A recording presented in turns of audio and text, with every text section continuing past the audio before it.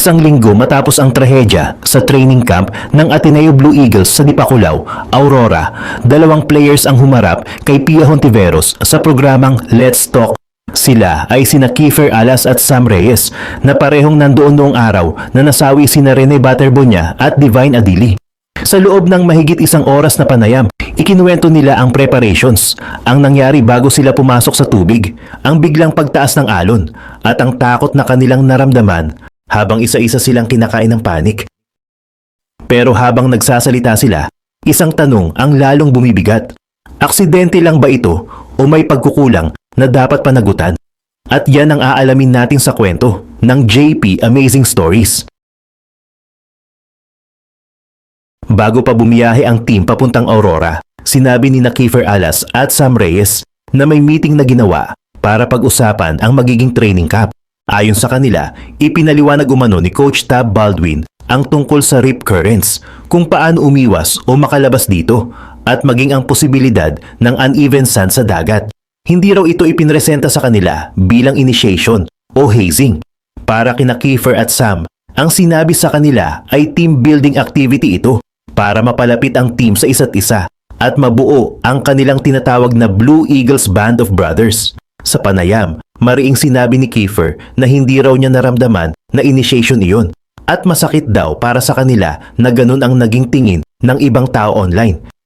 Ayon din sa kanila, sinabihan silang magdala ng training gears tulad ng shorts, socks, running shoes, cycling shorts at training shirts. Alam nilang hindi ito regular basketball practice kundi activities sa sand at water. Pero sa puntong iyon, excited pa raw sila. May kaba sa pagod pero wala pa raw silang pakiramdam na mapanganib ang pupuntahan nila. Noong June 7, dumating ang Ateneo Blue Eagles sa resort sa Dipakulaw, Aurora. Ayon kina Kiefer at Sam, unang ginawa nila ang pag-unload ng gamit, pag-aayos ng room assignments at paghahanda para sa mga susunod na activity. Kasama nila sa kwarto sina Rene Batterbonia, Divine Adili at iba pang teammates.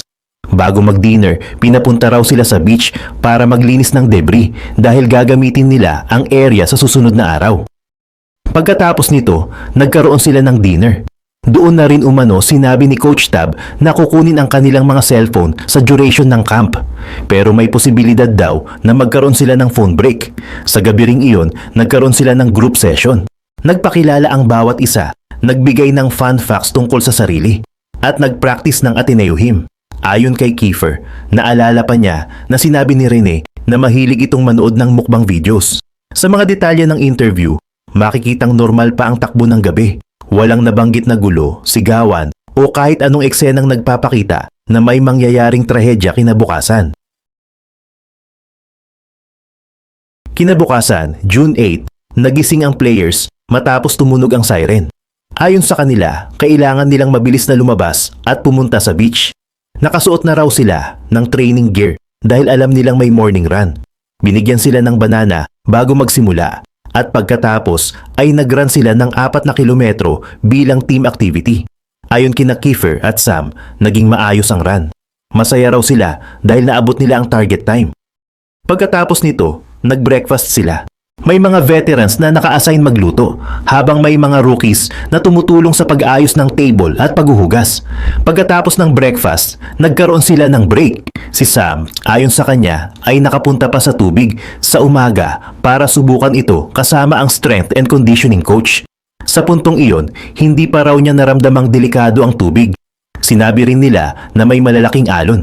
Pero para sa kanila, hindi ito mukhang kakaiba sa unang tingin. Pagkatapos ng lunch at maikling pahinga, sinabi sa kanila na magkakaroon sila ng water activity. Ayon kina Kiefer at Sam, simple lang daw dapat ang drill. Si Coach Dean ay nasa beach at maglalakad habang ang players ay nasa tubig at kailangang i-mirror ang kanyang movement.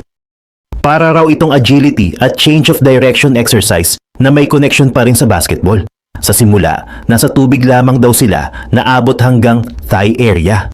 Pero ilang sandali pa lang ang lumilipas, may malaking alon na dumating. Ayon sa kanila, mas mataas pa raw ang alon kaysa sa kanila. Sa unang wave, natawa pa raw ang players dahil akala nila normal lang iyon. Pero pagdating raw ng second wave, may teammate na raw na sumigaw ng tulong. Doon na nagsimulang magbago ang sitwasyon. Bigla raw hindi na nila maabot ang ilalim. Ang dating thigh deep na tubig naging malalim.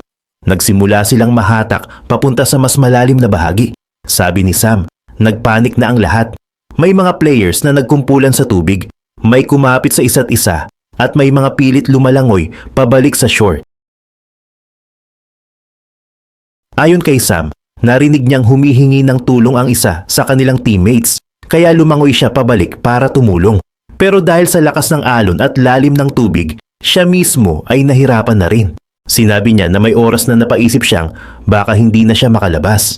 Si Kiefer naman, inamin na hindi siya marunong lumangoy ng maayos. Ayon sa kanya, ilang beses siyang lumubog at lumutang hanggang sa naramdaman niya ang sahig ng dagat. Sinubukan niyang tumalon para makahinga, tapos nag-dog paddle pabalik. Sa huli, nagtagpo sila ni Sam at sabay silang nagpaddle para makabalik sa shore. Habang nangyayari ito, may iba pang teammates at coaches na tumutulong. Ayon sa panayam, may gumamit ng surfboard, may nagtangkang sumagip, at may mga players na tumulong sa isa't isa. Pero sa gitna ng kaguluhan, hindi agad nakita sina Rene at Divine. Ayon kina Kiefer at Sam, si Rene Baterbonia ang unang nakita. Nang makita raw siya, players mismo ang tumulong na buhatin siya palabas ng tubig. Sinabi nila sa interview na hindi raw first responders ang unang bumuhat, kundi mga players. Ilang sandali pa, nakita rin si Divine Adili. Ayon sa kanila, may mga tumulong na buhatin si Divine at may ginawa ring CPR sa beach. Nabanggit din sa panayam na ayon sa narinig nila, si Divine daw ang may pulse noong nasa beach pa. Pagkatapos nito, isinakay siya sa police vehicle para dalhin sa ospital. Sa parte ng interview na ito, makikita ang bigat ng trauma sa mga players. Hindi lang nila ikinuwento ang nangyari. Binalikan nila ang mismong sandali na nakita nila ang kanilang teammates na wala ng malay. Para sa kanila, hindi iyon simpleng memorya. Hanggang ngayon, dala pa rin nila iyon. Isa sa mga mabibigat na kumalat online ay ang paratang na gumamit daw ang players ng ankle weights o weight belts habang nasa tubig. Pero sa panayam, diretsong itinanggi ni Kiefer at Sam na may ginamit na kahit anong weights sa activity. Itinanggi rin nila na initiation o hazing ang nangyari. Ayon kay Kiefer, bilang rookie, hindi niya naramdaman na pinahihirapan siya bilang parte ng initiation. Ang naramdaman daw niya ay team activity para maging mas malapit sila sa isa't isa. Pero malinaw din sa kwento nila na kahit hindi raw nila ito nakita bilang hazing, hindi pa rin nawawala ang tanong tungkol sa safety, preparation at response noong nagsimula na ang emergency. At dito, nagsisimulang lumalim ang issue. Dahil kahit walang weights, kahit walang hazing ayon sa kanila, nananatili ang malaking tanong, bakit nangyari ang ganito sa isang organized training camp? Ayon kina Kiefer at Sam, hindi raw sila agad nakapagsalita dahil hindi pa nila kayang iproseso ang nangyari. May trauma, may guilt at may takot, pero habang tahimik sila, dumami naman ang haka-haka online. May mga nagbintang sa kanila, may mga gumawa ng videos at ayon sa kanila, may natanggap pa silang death threats sa social media. Sinabi ni Kiefer na parang 2 beses silang nawalan. Una, nawala ang 2 teammates nila. Pangalawa, habang nagluluksa sila, sila pa raw ang sinisisi ng ibang tao. Sinabi rin niya na kung mas maaga raw naglabas ng sapat na impormasyon ang university, baka hindi lumala ang speculations at galit online. Kaya sila humarap kay Pia Hontiveros. Hindi raw para takasan ang tanong, kundi para sabihin ang kanilang naranasan. Gusto nilang linawin na mahal nila sina Rene at Divine bilang teammates at masakit para sa kanila na sabihing may inggit o masamang intensyon sa likod ng nangyari. Sa huling bahagi ng panayam, tinanong din sila tungkol sa balitang nagbitiw na si Coach Tab Baldwin. Ayon kina Kiefer at Sam, hindi pa raw nila alam kung ano ang mararamdaman nila dahil hanggang ngayon, hindi pa rin nila lubos na maproseso ang nangyari sa beach. Para kay Kiefer, kailangan muna niya ng pahinga para makarecover mentally. Para naman kay Sam, gusto pa rin niyang maglaro sa hinaharap para ialay ang season kina Rene at Divine.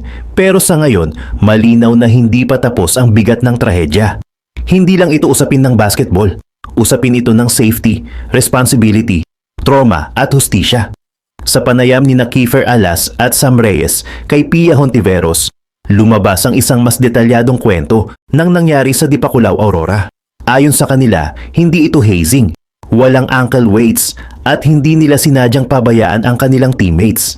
Pero kahit ganun, nananatili ang mabigat na tanong. Sapat ba ang naging paghahanda at safety measures sa training camp na yon? A first year AB psychology student, you're 19 years old, right? And Sam, a third year interdisciplinary studies student, 21 years old. And Kiefer's jersey number is 1, Sam's jersey number is 34. This is what I would like us to do, and you agreed to this, no? Because nga, ang sabi sa akin is that you want to talk, no? So for me, it's as simple as we just want to know what happened, no? So para bang the overarching umbrella big question is what happened. So we'll talk about it from the very start hanggang ngayon, kung ano talaga nangyari, no? So again, the question there is what happened. So let's start with the preparations, okay? When you were told that you were going to go to Aurora for this training camp, what were you told? How did you prepare, etc.? We had meetings before training that Coach Tab explained about the rip currents and how to get out of rip. Yeah. Dito pa lang sa Manila? Yes, Yes po. po. Okay. We talked about it like a couple days before. Yeah. You mean you really prepared for that? Yeah, we had like a pretty long discussion naman about it po. Like swim vertical to the shore po pag may rip current and yeah, and they warned us about yung parang uneven na sand. Like you can randomly go back down and up and up. Pero hindi pa kayo natakot noon? It didn't scare you at that point, at that time? Probably the idea of getting tired lang. But other than that, we were pretty excited, no? Yeah, Excited we were lang. excited Okay. about the camp. So you were parang may lecture about preparing and preparing yourselves for the rip current, the tide, etc. Yeah. What else? What else were you being prepared for? What did you do to prepare to leave? They were just telling us to pack a lot of gears like shorts, socks. Yeah. And they were Sunscreen. telling us na we're gonna do a lot of work on the sand and okay. water. What do you mean by gear? Like our Running shoes and like cycling shorts. Yeah, Yeah. Jersey, like, not jersey, like a cycling, like training shirts, mga ganun, sapatos, running shoes. Okay. And you were told that we're not going to do basketball, we're going to do Yeah. what? Yeah, we were informed po of that. Yeah. You're going to do what? Anong sabi sa inyo? Like Coach Tab was like saying that the team building was for us to get closer and to build that mental toughness po talaga. yeah, and to like get us closer, like brotherhood. Yung he tried to incorporate our B-Bob Blue Eagle band of brothers talaga. Bebop, of course, you mean Blue Eagles Band of Brothers, Yes, no? Opo. Okay. But it was a training camp. Was it initiation rites? For example, you, Keith, you're a freshman, you're an incoming freshman. Was it initiation rites? No po, not at all. No? Not at all. Oh no, it just hurts how people, perceive it that way. Like, I know my veterans wouldn't even think of that. Like, maybe nothing. Like, they wouldn't do that to me or any of the other rookies. So it's just Yeah. hard to, see it online. Okay. So apart from that, like you said, no, so may lecture kayo, you said na si Coach Tab nag-warn about riptides, currents, etc. And then you were told what to pack. How else did you prepare? For example, because for an out-of-school activity, syempre may mga permits yan, may mga papeles, for example. Did you prepare that? Us players, we don't know po. we don't 'cause know po. Like, Okay, but that's not something that you do. no po, No we po. don't really have to worry about that po. All right. But there was consent from your parents? So for example, you, Kiefer, Yes po, my your parents, dad, yeah. Coach Louis Alas, etc., and your mom, and then your parents, they knew about this? Yes. Yes po. Okay. Ano yun? Verbal consent or what? I honestly don't know po, but I'm pretty sure I know me and Sam's parents said yes. Yeah, okay. So you talked to your parents and they said, Yes, okay, yes, go ahead. Okay. Yung ibang mga preparations, what else did you do to prepare for the training camp? Actually po, we had a game before leaving. So we were preparing for the game first. Okay. Game, you mean the Phil Oil? Yes. Yeah. The Like right before we left, we had a game. Okay. Right before you left, the day you left, for example, No, on the Sunday? day before. The day before Saturday. Saturday, yeah. Okay. So, apart from that, so wala nang ibang preparations ang ginawa. Yun na yun. Yes po. Okay. So, you left Manila Sunday on the team bus. What happened? Not much po. I feel like most of us slept through it, no? Yeah. like nung pagdating po namin sa bus, we were just like excited to go. Like we were teasing each other kung like parang If someone would give up or Yeah. something. Okay. Nothing much. Then after that, halos lahat natulog po sa bus. We didn't really think much of it. Okay. Where were Rene Baterbonia and Divine Adili seated on the bus? Beside who? Do you remember that? Our bus Rene we sit one per because it's a big bus. So okay. Divine was sa pinakalikod because he's the biggest guy. Si Rene, where was Rene? he was behind me. He was okay. Yeah. Okay. Okay. So when you got there, what happened? On June 7, Sunday, what happened? We arrived parang the first 30 minutes we allotted that to like unpacking, unloading our stuff sa bus Okay. and brought it sa my resort po. And then, what else? Room assignment. Yeah. Room After that, coach assigned our rooms. Actually, me and Sam were roommates. We were roommates with Sean Tuano, Rene Baterbonia, Divine Adili, Sultan, our other FSA, and Logan, our new Philam.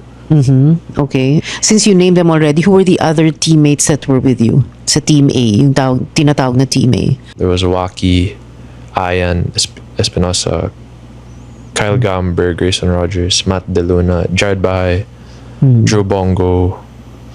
Who else? Travis. Nasabi mo siya. EJ, Travis and EJ. Okay. And then, what happened next? You had dinner, di ba? Because June 7, Sunday night to, so you had dinner. And then, when did they get your phones from you? Something happened before the dinner po actually. Yeah, what happened? We were cleaning the debris sa beach. Okay. Because we were gonna run there the next day and gonna play or do our next activity, which was dodgeball. So we were cleaning the debris. There's like a picture of Rene. We wrote his name down pa. Yeah, I saw that. Oo. Yeah. Okay. We cleaned the debris before dinner. Okay. Para wala kayong, when you Matapakan. run, wala Yeah. kayong matapakan. Opo. Okay. All right. And then you had dinner, and Yes then? po. During dinners when Coach Tab announced na he's gonna we are gonna have to give up our phones for the duration of the week camp. Yeah. He said there was a chance now we can have like a phone break, but nothing specific naman. Okay. And then you willingly handed over your phones. Opo. Okay. All right. Let's go back first to, kasi earlier you said, so you had preparations and then Coach Tab talked to you about the Riptide, etc. You did get to talk to other teammates or former Blue Eagles who had joined this same training camp, right? So what did they tell you about it? What was it gonna be like? Nung first year ko po, Ayan Espinosa po, who experienced the Baler. They weren't actually in Baler, but sa La Union sila nung last time daw po nilang ginawa. Okay. So they were just telling me that it was just like nakakapagod lang po talaga, and some water activities and puro strengthening lang po talaga. Like that's where you like bond brotherhood kasi walang cellphone, tas you have to cook your own meals and like get through obstacles together. So Meron din kayong tinatawag na you had a group session and then you were practicing the Ateneo hymn. What was that? yes po. What is that? Our group session, I think every year they do this session like where you introduce yourselves and say a fun fact about yourself. Then coach told us to practice the song Mary for You or Ateneo hymn because the day before nga yung game namin parang halos like maybe half of the team didn't memorize it yet. So he told us to memorize it. Yung sa fun facts about yourself, do you remember what Rene and Divine said? Yeah. What did they say? Kay Rene, he was like, he likes watching mukbang videos. That was What's that? Mukbang. Mukbang. What's Yeah. mukbang? Like when you eat food, like those People eating food. ASMR food.